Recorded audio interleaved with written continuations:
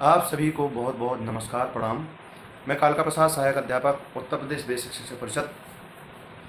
आज कुछ चर्चाएं बेसिक शिक्षा उत्तर प्रदेश की जो व्यवस्था है उसकी सफलता और चुनौतियों के बारे में करना चाहता हूं। ये मैंने लगभग 5-6 वर्ष पूर्व एक छोटे से लेख का संकलन किया था और इस लेख का आधार है शिक्षा का अधिकार अधिनियम।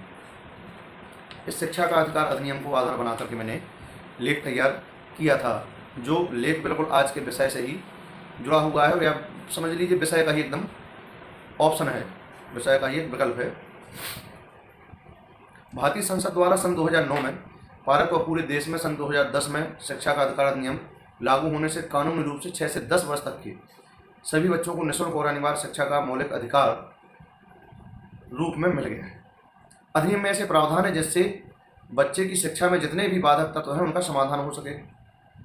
भौतिक व मानवीय संसाधनों की कमी, ये जो बाधक तत्व ही हैं, भौतिक व मानवीय संसाधनों की कमी, जागरूकता का अभाव, रोजगार हेतु माता पिता अभिभावकों का पलायन, समुदाय की निष्क्रियता आदि ऐसे तत्व हैं जो बच्चे की शिक्षा में बाधक हैं। इनके समाधान के लिए जैसे भौतिक संसाधनों में प्रत्येक विद्यालय में पर्याप्त कक्षा कक्ष, पेयजल, शौचालय, खेल का मैदान, बाउंड्री वॉल, पाठ्य पुस्तक, यूनिफॉर्म व अन्य आवश्यक सुविधाएं सुनिश्चित करने हेतु मानकों का निर्धारण किया गया है। ये मानक तय कर दिए गए हैं जिस पर तेजी से कार्य आज तक चल रहा है। इसके साथ ही मानवीय संसाधन में प्रत्येक विद्यालय में छात्र संख्या के अनुसार अध्यापक उपलब्ध कराने के साथ साथ गुणवत्तापूर्ण शिक्षा, केवल अध्यापक उपलब्ध कराना नहीं है, अध्यापक उपलब्ध कराने के साथ साथ गुणवत्ता युक्त शिक्षा पर जोर दिया गया है, जिसके लिए अध्यापक प्रशिक्षण में बदलाव किए गए हैं और अध्यापक पात्रता परीक्षा टीईटी का प्रावधान किया गया है। बाधा रहित शिक्षण कार्य हो, इस हेतु अध्यापक से गैर शिक्षण कार्य कराने पर रोक है। यह अधिनियम के प्रावधानों की बात कर रहे हैं। वर्तमान में क्या स्थितियां हैं, व्यवहारिक रूप में उस पर बात नहीं की जा रही, क्योंकि व्यवहारिक रूप में तो आज भी बहुत सारे अध्यापक बीएलओ बने हुए हैं। इतना ही नहीं, पाठ्यक्रम और शिक्षण व्यवस्था बाल केंद्रित है। समुदाय का सहयोग प्राप्त करने के लिए, सक्रियता बढ़ाने के लिए प्रत्येक विद्यालय में विद्यालय प्रबंध समिति का गठन किया गया है, जिसमें केवल बच्चों के माता पिता अभिभावकों की भागीदारी है, खासकर 50% महिलाओं की। प्रबंध समिति की भूमिका बहुत ही महत्वपूर्ण है। अधिनियम में विशेष प्रावधान भी है कि डीलक्स सुविधाओं से लैस निजी विद्यालयों को भी 25% बच्चों को, यानी 25% गरीब बच्चों को निःशुल्क शिक्षा देने के लिए कहा गया है। यानी एडमिशन उनको 25% गरीब बच्चों का लेना पड़ेगा। ऐसा न करने पर जुर्माना और सजा का प्रावधान भी है। अधिकारी कर्मचारी से लेकर माता पिता अभिभावक तक का उत्तरदायित्व तय किया गया है। सबके इसमें जिम्मेदारी तय की गई है। ये एक सैद्धांतिक बात आप लोगों के सामने हम कर रहे हैं जो अधिनियम में है। व्यवहारिक बात पर चर्चा भी हम लोग बाद में बात करेंगे। अब इसके आगे अगर हम लोग बड़े इसी क्रम में चलें, ये तो अधिनियम की खास बात हुई, विस्तार से तो बहुत समय लग जाएगा। आगे इसी क्रम में आगे बढ़ें तो किसी लक्ष्य को प्राप्त करने के लिए उद्देश्य निर्धारित करना, नीति नियम बनाना और उस पर कार्य करना एक पहलू है व्यवस्था का। व्यवस्था का दूसरा पहलू है कि लक्ष्य के अनुसार वांछित परिणाम प्राप्त हो रहे हैं कि नहीं। यदि नहीं तो इस विषय पर शोध होना चाहिए, जांच होनी चाहिए, सर्वे होना चाहिए कि कहाँ सुधार की जरूरत है। अब अगर थोड़ी सी और आगे बढ़ करके बात की जाए तो वैसे निःशुल्क और अनिवार्य शिक्षा तक ही बात सीमित क्यों रहे। एक राष्ट्र एक समान शिक्षा की बात क्यों ना हो। एक समान शिक्षा से आशय सभी वर्गों के बच्चों, अमीर या गरीब, एक जैसी शैक्षिक सुविधाएं और पूरे देश में एक जैसा पाठ्यक्रम। यानी जो अमीर का बच्चा पढ़ रहा है वही गरीब का बच्चा पढ़े, जिन भौतिक सुविधाओं में अमीर का बच्चा पढ़ रहा है उन्हीं भौतिक सुविधाओं में गरीब का बच्चा पढ़े।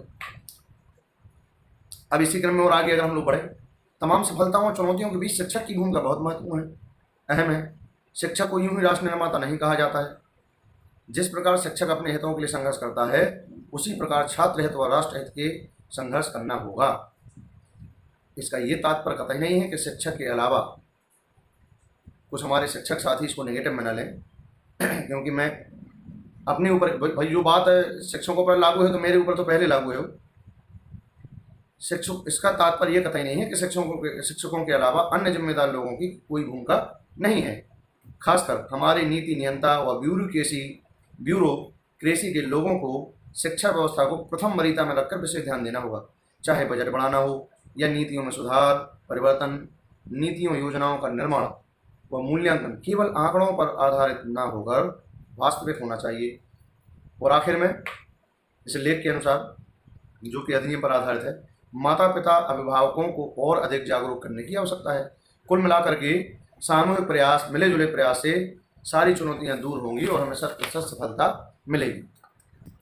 अब बेसिक शिक्षा की इसके अलावा भी कुछ चुनौतियां हैं, जैसे बच्चों का ठहराव, गुणवत्ता के भी बहुत सारे कारण हैं। गरीबी है, अशिक्षा है, पलायन है, जागरूकता का अभाव है, निष्क्रियता है। इन्हीं वजह से जो है गुणवत्ता प्रभावित होती है, इन्हीं वजह से ठहराव भी प्रभावित होता है। और भी चुनौतियां हैं, जैसे कि शिक्षकों की समस्याएं, क्योंकि शिक्षक जब तक संतुष्ट नहीं होगा तब तक पूर्ण रूप से पूर्ण मनोयोग के साथ काम करके अपना 100% सहजता से नहीं दे पाएगा, अपना टैलेंट डिलीवर नहीं कर पाएगा। तो सेवा में उसको संतुष्ट होना जरूरी है। अब तमाम समस्याएं शिक्षकों की बनी हुई हैं। पेंशन की समस्या है, सेवा संबंधी समस्याएं हैं, अवकाश की समस्याएं हैं, वेतन संबंधी समस्याएं हैं, चिकित्सा संबंधी समस्याएं हैं, और बहुत सारी समस्याएं तो ऐसी हैं जो एकदम व्यवहारिक हैं, जिनको तुरंत हल करने की आवश्यकता है। जैसे बेसिक शिक्षा में कोई भी ईएल की व्यवस्था नहीं है। किसी शिक्षक को यदि बेटे बेटी की शादी करना है, मकान बनवाना है, कोई व्यवस्था नहीं है।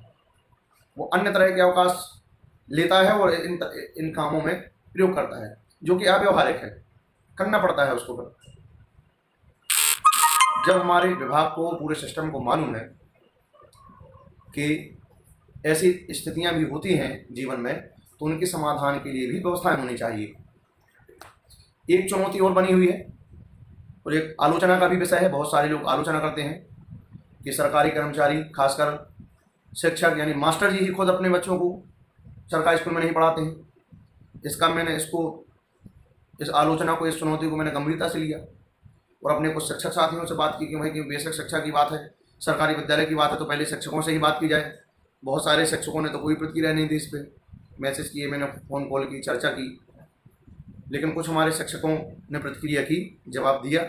उसमें खासकर हमारे शिक्षक चंदन अतर्रा वालों का साधुवाद और शिक्षक मनीष कुमार और मनोज कुमार भवरानीपुर झांसी का भी बहुत बहुत धन्यवाद। और अतर्रा वाले जो शिक्षक हैं, बांदा जनपद का है।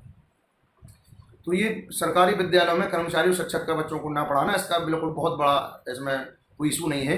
इसका बहुत ही साधारण सा निष्कर्ष है कि जो कर्मचारी हैं तो उनको एक सम्मानजनक वेतन तो मिलता ही है। तो जब जिसकी सम्मानजनक आय हो, सम्मानजनक वेतन हो, तो वो कभी नहीं चाहेगा कि अपने बच्चे को अभावग्रस्त परिस्थिति में पढ़ाए या संसाधन विहीन विद्यालय में पढ़ाएं। तो हमारे ज़्यादातर विद्यालयों में पर्याप्त संसाधन नहीं है। कुछ विद्यालयों में तो बहुत बेहतर स्थिति हो गई कि जिनमें एडमिशन के लिए लाइन लगती है, मारामारी मस्ती है, एक से दिग्गज लोग एडमिशन कराना चाहते हैं। लेकिन ज़्यादातर विद्यालयों में भी बहुत बढ़िया फर्नीचर, बहुत बढ़िया परिवेश, बहुत अच्छा पेयजल, बिजली की व्यवस्था, कूलर पंखा की व्यवस्था, और छात्रों के अनुपात में बहुत सारे विद्यालयों में भी शिक्षक नहीं है। कहीं कहीं पर जो है अतिरिक्त भी है, तो उसका तो भी बीच बीच में समाधान होता रहता है। लेकिन मेन है भौतिक संसाधन। बाकी शिक्षकों की योग्यता पर कोई प्रश्न चिन्ह नहीं है। शिक्षक जानते हो, कर्मचारी जानते हैं, पूरा समाज जानता है कि जितने योग्य शिक्षक निजी विद्यालयों में नहीं है जितने की सरकारी में है। क्योंकि सरकारी में कई सारे चयन के चरणों से, परीक्षाओं से गुजर करके वो लोग आए हैं। और प्राइवेट स्कूलों में बहुत सारे लोग ऐसे पढ़ाते हैं जिनको रोजगार मिल नहीं पाता है या जो कंपटीशन से छूट जाते हैं। उनकी आलोचना नहीं कर रहे हैं कि वो मेहनत नहीं करते हैं या प्राइवेट विद्यालय नहीं होना चाहिए। ये सब व्यवस्था का हिस्सा है, संवैधानिक प्रक्रिया है, सरकार की नीति नियम है। लेकिन जो इस आलोचना का जो निष्कर्ष निकल के आया है कि भौतिक संसाधन और अच्छे और बेहतर न होने की वजह से, जिस हिसाब से लोग चाहते हैं, केवल उस वजह से अपने बच्चों को नहीं बैठाना चाहते हैं। कोई भी नहीं चाहेगा सक्षम आदमी कि हम अपने बच्चे को 4 घंटा 6 घंटा गर्मी में बैठाएं। जैसी गर्मियों में उमस भरी गर्मी जब पड़ती है और पीने के लिए स्वच्छ पानी नहीं होता है, टॉयलेट, लेटरिन, बाथरूम अच्छी क्वालिटी का नहीं होता है, तो लोग थोड़ा सा कतराते हैं, बचते हैं। और बाकी आप लोग भी मेरी इन बातों पर अपनी प्रतिक्रिया दे सकते हैं, अपने सुझाव दे सकते हैं, अपनी राय दे सकते हैं कमेंट के माध्यम से।